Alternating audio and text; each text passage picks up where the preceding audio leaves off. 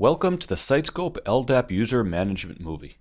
This movie demonstrates the new integration with LDAP for Sitescope user authentication and authorization.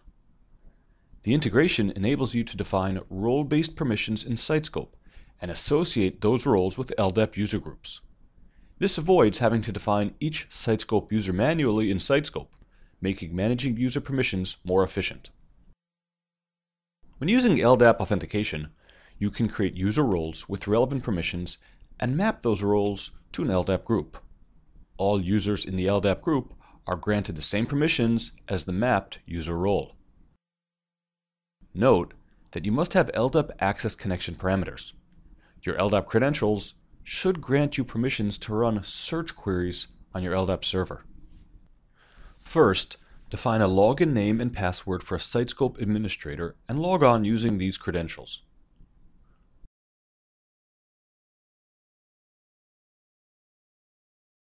When using an SSL connection, you need to import the certificate from the LDAP server. Here, you insert the LDAP host and port and import a new certificate.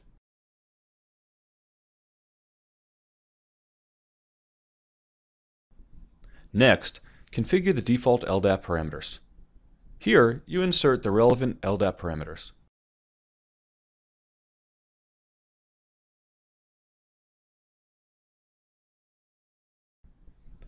If you want to grant Sitescope viewer permissions to all LDAP users, select the Enable Viewer Permissions for all LDAP users checkbox.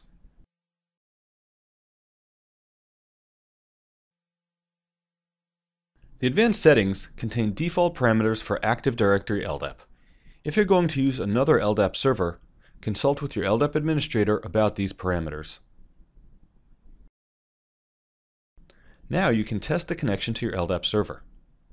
You can see a count of all LDAP users in your LDAP server.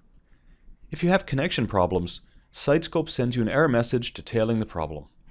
Now you can configure user permissions according to their groups in LDAP. You do this by mapping LDAP user groups to user roles. Enter the name of the LDAP group and grant the relevant permissions for all users that are members of this group. Now you can log on to Sitescope as an LDAP user with authentication on LDAP server. You can see that the user does not have permission to configure Sitescope integrations. Since this user role does not have super user permissions, the user can see only their own permissions. In addition to creating and assigning user roles and managing users outside of Sitescope, a Sitescope administrator can also save the list of all LDAP users that have permissions to log on to Sitescope to CSV file. The CSV file is stored on the client machine. Here you see a table of users, user roles, and LDAP groups. You can filter and sort the table by these parameters. This was a brief introduction to LDAP user management. For more information on this topic, please refer to the LDAP user management section in the Sitescope documentation.